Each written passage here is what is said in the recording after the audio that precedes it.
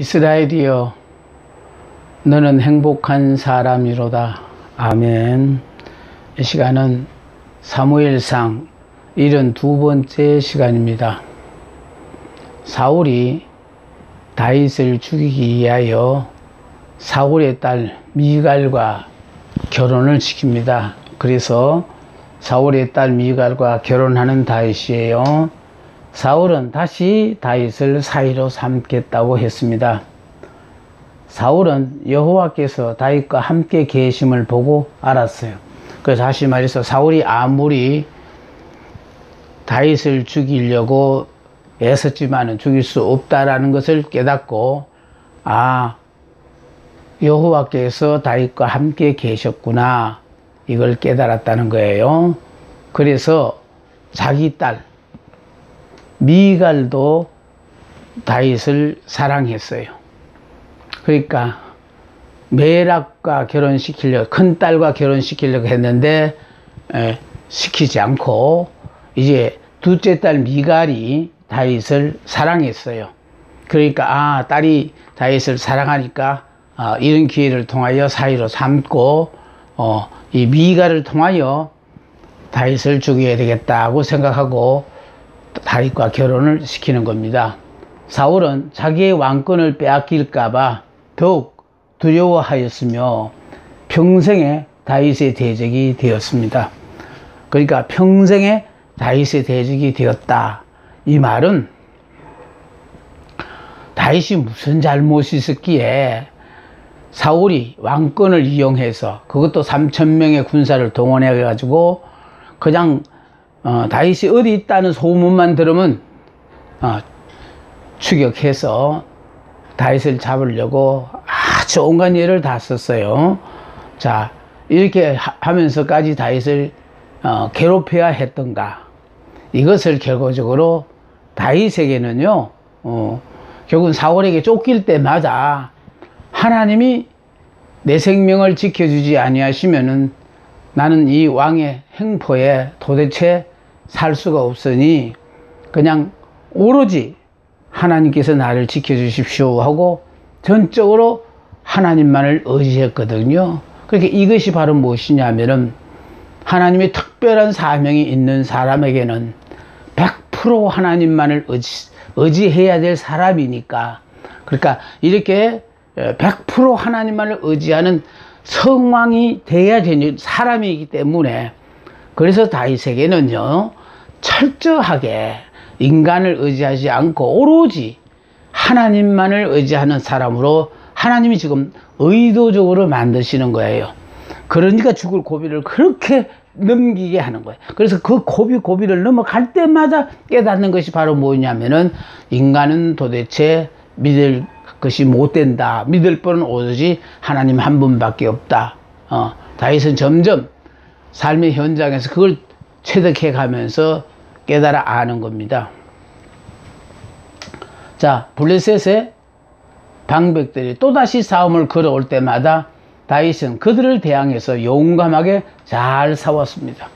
그러니까 사울의 입장에서는 블레셋과 싸우다가 죽으라고 내보내는데 가는 곳곳마다 승리하고 돌아왔다라는 겁니다.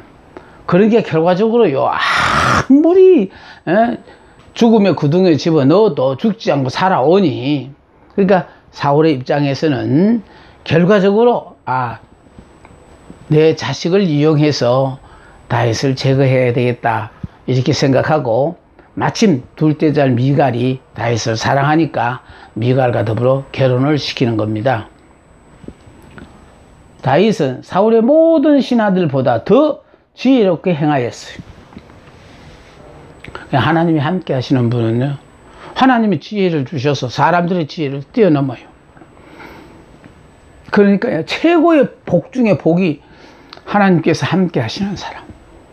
그러니까 기드온에게 찾아오셔서 큰 용사여, 여호와께서 너와 함께 계시도다 하면서 기드온을 사사로 하나님 붙잡고 쓰셨던 것처럼, 하나님이 함께 하시는 사람은요, 하나님께서 그 사람을 통하여 이 땅에 실현하고 계획하신 모든 일을 이룰 때까지 절대로 하나님께서는요 떠나지 아니하시고 붙잡고 역사해 주신다는 사실을 기억하시고, 여러분들에게도 이와 같은 희망이 언제나 있는데, 문제는 내가 하나님은 나를 향하신 꿈을 받아들이지 않고 내가 원하는 꿈을 이루기 위하여 지금 계속해서 하나님과 결국은 하나님이 내 꿈을 이루어 달라고 하면서 지금 다투고 있는 거거든요.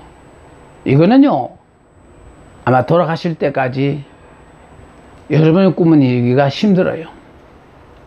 하나님은 끝내 말 안 들으면요 두 손 두 발 다 들고 천부여 어지없어서 손 들고 옵니다 하고 항복하여 하나님 앞에 나아오는 그런 사람으로 만들었으라도 하나님은 여러분을 통해서 하나님 당신이 계획하신 모든 일을 이루시는 거예요.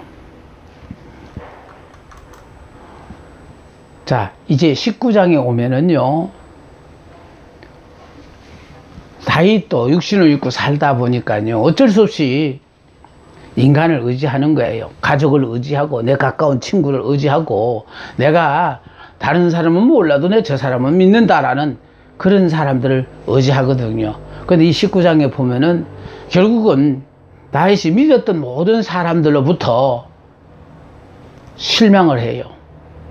결국은 인간은 믿을 게 못 된다라는 것을 지식으로 가르쳐 주는 게 아니고 삶의 고비고비를 통과하면서 다윗이 그런 것을 깨닫는 거예요. 그래서 이렇게 여러분이 삶의 현장에서 깨달으시면은 잊고 싶어도 잊혀지지도 않아요.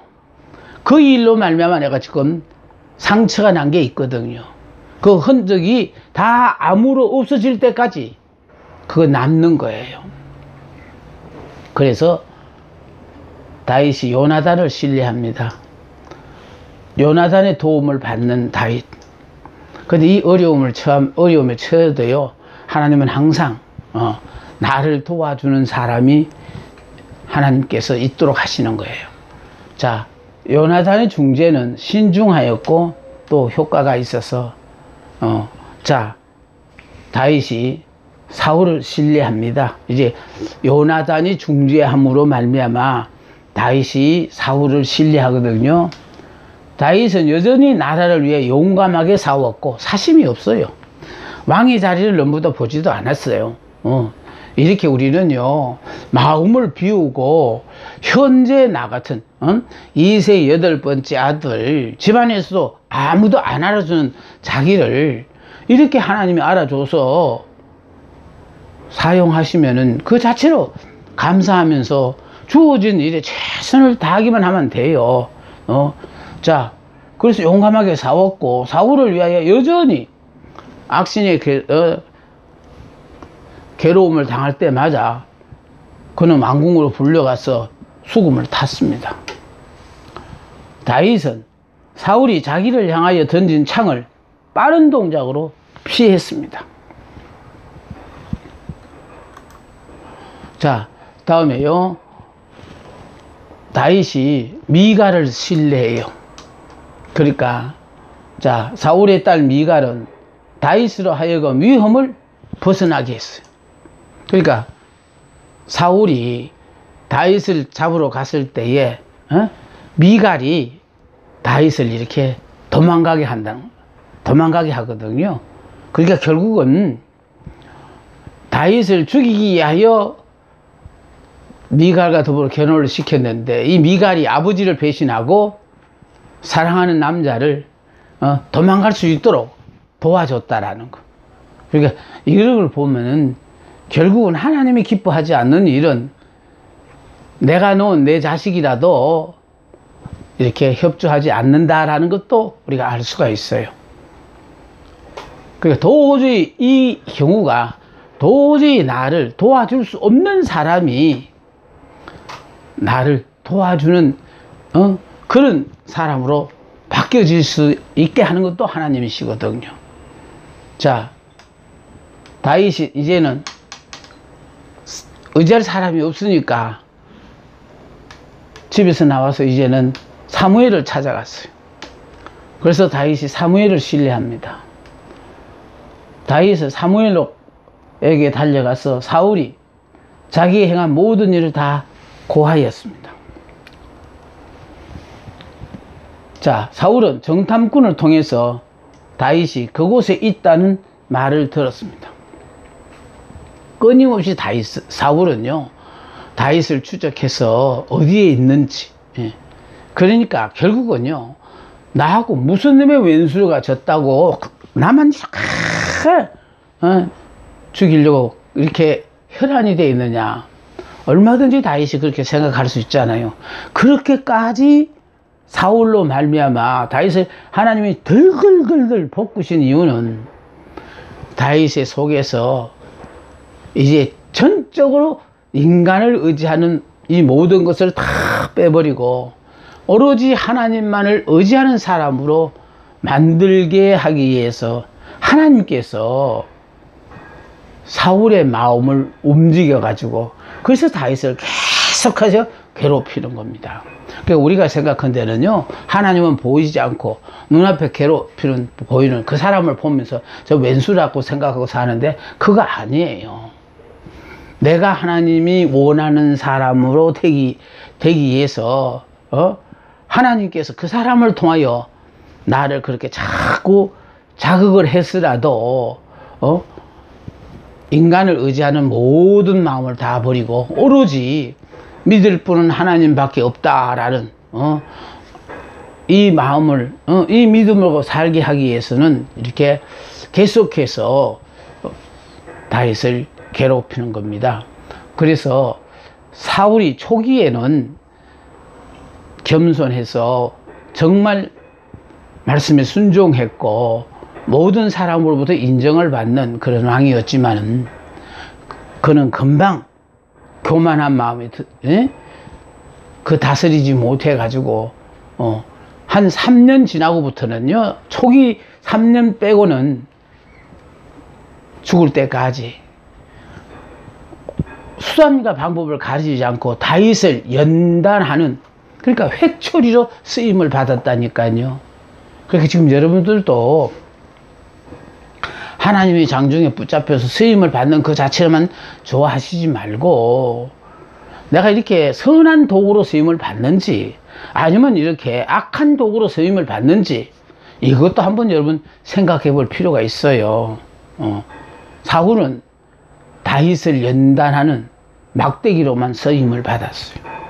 그렇게 우리가 항상 은혜를 받으면 받을수록 겸손하고 정말 온유한 성품으로 주님이 기뻐하는 사람으로 내가 자꾸 바뀌어지면 계속해서 하나님은 나를 붙잡고 역사를 시작하시지만은 이런 은혜를 받아서 내가 다른 사람들로부터 인정을 받고 정말 내가 점점 유명한 사람이 되어졌다 생각하는 순간에 여러분은 하나님께서 그냥 더 이상 쓰시지 않고 포기하신다는 것을 꼭 명심하시고, 나도 모르는 순간에 남들이 나를 높여줄 때 나는 이스라엘이야, 잘나고 똑똑한 건 하나도 없어, 주님의 은혜로 사는 나야, 이렇게 생각하고 스스로 낮아지려고 신경을 써야 되는 사람들이에요. 그래서 성령이 나를 붙잡고 쓰실 때는 이렇게 자꾸 겸손해져요. 그런데 백성들의 인기에 신경 쓰고 사람들을 자꾸 의식하고 살다 보면요, 세상의 사람들은 내가 잘났다고 PR하고 그리고 잘난 척을 할 때 인정을 해주거든요. 그런데 하나님은요, 잘난 사람을 붙잡고 쓰시는 게 아니고 못난 사람을 붙잡고 쓰시는 거예요. 그러니까 왜 못난 사람을 붙잡고 쓰시느냐, 못난 사람은 붙잡고 쓰시면은 자기를 드러내지 않잖아요. 무식한 내가 어떻게 그 일을 감당하며 그런 일을 해본 적이 없는 내가 무슨 죄가 그 일을 합니까? 그런데 그런 자를 통해 하나님은 100% 당신께서 그 사람 속에서 역사하셔서 그래서 결과적으로 눈에 보이는 그런 엄청난 일을 할 때 사람들은 저 일은 저 사람이 한 게 아니고 하나님이 하신 일이라고 인정받게끔 하기 위하여, 그래서 부족한 줄 알고 허물이 많은 줄 알고 우리를 부르신 게예요. 그래서 이렇게 붙잡고 써주시면은 그냥 계속해서 몸둘 바를 몰라서 더욱 겸손히 낮아지시면 그냥 오래 붙잡고 쓰시고, 이렇게 붙잡고 쓰시다가 남들이 다 알아주는 순간이 되어지면은요, 자신도 모르게 하나님이 앉으실 자리에 지가 떡 앉아버리면은 그때부터 하나님은 붙잡고 쓰시지는 않아요. 포기해버려요. 그러니까 제발 남들이 나를 자꾸 이렇게 인정하고 부추겨서 올려 세우려 갈 때마다 자꾸 낮아지는 자세, 이것이 바로 우리가 계속해서 하나님의 은혜를 받고 살 수 있는 사람이 되는 겁니다. 자, 사울은 정탐꾼들을 통해서 다윗이 그곳에 있다는 말을 들었어요. 이제 다윗과 요나단의 맹세입니다. 20장에 다윗은 하나님께서 선택하신 이스라엘 왕으로 기름 부음을 받았고 블레셋과의 전쟁에서 그의 자격을 인정받았으며 즉위를 기다리고 있는 상태이지만, 그렇게 지금 사울의 뒤를 이어 왕위에 즉위해야 될 그런 상태이지만은 악령에 사로잡혀서 정신 이상 상태에 버림받은 왕인 사울을 피해 도망다니고 있었어요. 어떻습니까? 이런 왕을 그냥 제거해버리고 내가 왕에 오르면 되잖아요. 그런데 다윗은 왕의 자리는 아무나 앉는 것이 아니라는 거예요. 다시 말해서 비록 사울이 악신이 사로잡혀 가지고 정신 이상 상태에 버림받은 사울이지만은 하나님이 기름 부어서 왕으로 세웠으니까 그 사람에 대한 모든 걸 하나님께 맡기고, 문제는요, 우리는 자꾸 남의 하는 일을 이렇게 비판하는 경우가 많거든요. 그 사람의 일은 하나님이 알아서 다 하게 돼 있어요. 나는 내게 주어진 일만 열심히 하면은, 지금 우리가 지금 공부하고 있는 여기에 중요한 다윗이 바로 형들이야 하나님의 종에 의하여 기름 부음을 받건 말건 자기는 비록 몇 마리 안 되는 아버지 양떼이지만 그 양떼를 지키려고 덜해서 양떼를 돌보고 있었잖아요. 자기 일에만 충실했어요. 그런데 문제는 이렇게 덜해서 양떼만 보는 이 다윗이 기름 부음을 받아야 될 사람이니까 덜해서 일하는 다윗을 불러오게 하셨고, 또 불러와서 형들은 기름 부음을 받기 위하여 목욕도 하고 좋은 새 옷으로 갈아입고 준비하고 기다리는데 그들은 다 아니라고 외면하고 정말 일하다 온 다윗을 그대로 기름을 부어서 사울의 뒤를 이어 왕이 오를 그런 왕으로 선택하셨다는 걸 가르쳐주고 있지 않습니까? 그러니까요, 문제는 남이 무슨 일을 어떻게 하든지 그 일에 간섭하지 말고 나는 현재 내게 주신 일에 최선을 다하기만 하면은, 때가 되면은 하나님께서 그 장소로 불러오게 하시고, 또 남들이 막 조급하게 그렇게 준비한다고 나도 서둘러 준비할 필요 없어요. 미리 준비했던 형들은 그냥 그 자리에서 내가 갈 때까지 기다리고 있었잖아요. 그리고 그 기름 붓는 그 행사도 내가 드디어 주인공이니까 내가 감으로 말미암아 진행될 수 있었던 것처럼, 그래서 자꾸 내가 여러분 앞에 강조하는 건 내가 역사의 주인공이다. 내가 빠진 곳은 다 빠진 곳이다. 그 장소 그 자체가 다 의미가 없다. 내가 들어가야만이 의미가 있다. 좀 이런 자존감을 가지고 살아야 돼요. 그냥 우리가 이 세상에 태어나서 그냥 아무도 몰라준 그렇게 힘들고 어려운 삶만 살다가 그냥 가는 거 아니에요. 세상적으로 잊혀진 사람처럼 사는 사람들 중에 하나님 당신이 아름다운 계획이 계신 사람은 때가 되면은 이제 그 사람을 통하여 하나님이 붙잡고 역사하심으로 기가 막힌 새 역사의 장을 펼쳐나가는 거거든요. 자, 사울의 추격은 다윗을 절망적인 형국으로 내몰았고, 급기야 다윗은 노읍에서 금지된 진설병을 먹으며, 이건 제사장들만 먹는 거예요. 근데 부득불 진설병을 먹었어요. 배가 고프니 어떡합니까? 네. 또 가드에서 미친 사람으로 행세를 하는 데까지 이르게 되었어요. 블레셋에 도망을 갔는데, 블레셋 사람들 속에서 같이 살다가 보니까 저 사람이 골리앗을 죽인 다윗이 아니냐고 자기를 알아봤다라는 거예요. 그러니까 급한 김에 미친 척을 했다라는 거예요. 그 당시 미친 사람은 죽이지 않았거든요. 그러니까 결국은 미친 사람 행세를 하면서 위기를 모면했다라는 거예요. 그러니까 지금 요 짧은 말이지만 이 말 속에서 그냥 다윗의 삶에 파란만장한 그런 삶을 우리가 엿볼 수 있지 않습니까? 아니, 자기 땅에서 자기가 살지 못하고 정말 사울의 자기를 죽이려는 그 소락에서 피해서 블레셋 땅으로 가서 사는데, 자기의 정체가 드러남으로 말미암아 결국은 이렇게 미친 사람처럼 행세를 하면서 그 위기를 넘겼다는 것. 그러나 성경은 다윗이 자주 하나님께 지시와 보호를 탄원했던 사실을 증거함으로써 하나님께 대한 그의 확신이 결코 약해지지 않았음을 보여주었습니다. 다윗은 뛰어난 용사였고 시인이었고 행정가였고 음악가였습니다.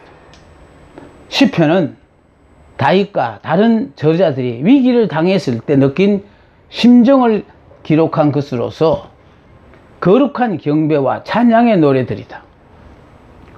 특히 사울이 살인적으로 추격해 올 때 직접 펜으로 기록한 것들로 다윗의 생애의 결정적인 순간에 토로하는 진심 어린 고백을 볼 수가 있어요. 시편 150편 중에 절반 가까운 것이 다윗의 시예요. 근데 이 다윗의 시가 한갓질 때 앉아가지고 떠오르는 어떤 그런 것들을 쓴 시가 아니고 정말 생사의 갈림길에서 하나님이 날 도와주시지 않으면은 나는 여기서 꼼짝없이 죽습니다 하는 이 위기 가운데서 어려운 상황에 처해 있는 그 상황에서 하나님만을 의지하는 그런 것이 지금 시편에서 절반 가깝게 차지하는 다윗의 시를 우리가 볼 수가 있어요. 자, 시편은 다윗과 다른 저자들이 위기를 당했을 때 느낀 심정을 기록한 것으로서 거룩한 경배와 찬양의 노래들입니다. 그런데 이럴 때 지금 위기 상황에 놓여 있음에도 불구하고 구원하실 줄로 믿고 감사하는 그런 내용들이라는 거예요. 예, 그러니까 지금 처해 있는 이 환경을 보고 좌절하고 낙담하고만 있는 것이 아니고 이런 어려운 환경이지만은 주께서 나와 함께 하시니까 나를 보호하시고 또 이렇게 구원해 주실 것을 믿고 감사드리는. 그러니까 문제는요, 우리는 감사할 조건들이 나타났을 때 감사하는데, 지금까지 내가 믿어왔던 그 하나님은 항상 나를 좋도록 인도하셨고 다 나를 위하여 의도적으로 허락하셨다는 걸 깨닫게 되어지면요, 무슨 일이든지 간에 내게 다 좋은 일이라는 것을 깨달아야 돼요. 그러니까 우리에게 중요한 것은요, 좋으신 하나님을 믿는 우리들은요, 지금 우리의 생활 속에 일어나는 모든 일들이 결과적으로 협력하여 다 좋은 결과를 주시기 위하여 하나님께서 의도적으로 허락하신 것이에요. 그러니까 그때그때마다 깨달아 아는 것들을 지식으로 그냥 끝나지 말고 내가 삶의 비싼 대가를 치르고 그 어려운 순간들을 극복하고 깨달아 아는 것이니까 죽는 날까지 잊지 말고 정말 그런 상황이 처하기 전에는 절대로 모르는 일들인데 내가 그 상황을 통해서 직접 체험하며 깨닫기를 이야 정말 참 힘들고 어려웠어. 아무도 도와주는 사람도 없었어. 그냥 정말 이러지도 저러지 못한 그런 절대절명의 위기의 순간이었지만은 항상 하나님은 나를 보호하셨어. 여러분이 그 깨달으시면요 그때도 나를 보호하시고 지켜주시고 구원하신 하나님이 우리가 지금 어떤 상황이 처하든지 간에 당연히 지켜주시고 보호하시고 인도하실 거니까요. 여러분 그래서 우리 생활 속에서요 여러분이 겪었던 그런 체험들 그것이 바로 여러분이 살아가는데 큰 미천이 되어져. 다른 사람은 들을 수 없는 남의 얘기지만 나는 그걸 삶으로 직접 체득해가면서 아주 피부적으로 느꼈던 것들이니까 잊혀지지가 않지요. 그 힘들고 어려운 고통의 순간을 어떻게 그렇게 겪지 않은 사람처럼 쉽게 잊어버려요. 그러나 하나하나를 깨달아가는 데 있어서 너무도 비싼 대가를 치르고 알게 되었으니까 그래서 잊고 싶어도 그런 것도 잊지 못하고 살아요.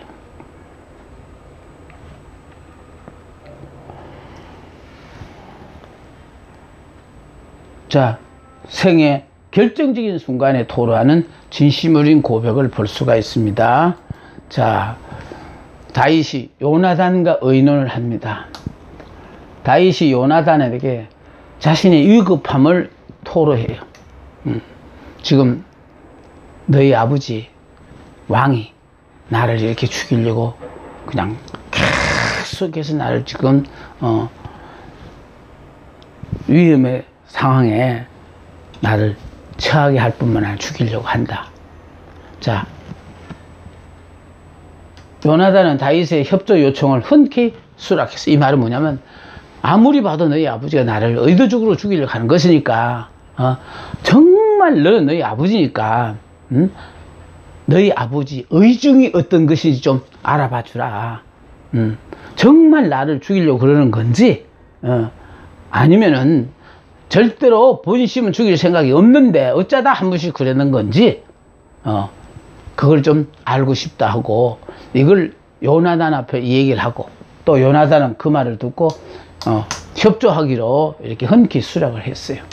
자, 그래서 다윗은 요나단에게 정말 사울이 자기를 죽이려고 하는지 그 본심을 파악하여 자기에게 알려달라고 했습니다. 그래서 이걸 알기 위하여 자, 다윗에게 준 요나단의 약속이에요. 요나단은 다윗을 도와주겠다고 굳게 약속을 했습니다. 요나단은 다윗과 맺은 우정의 계약이 그의 자손대까지 계속될 것을 마련해 놓았다. 요나단은 자기 아버지가 자기에 대해 어떤 마음을 갖고 있는지를 다윗에게 알려줄 방법과 표시를 정했습니다.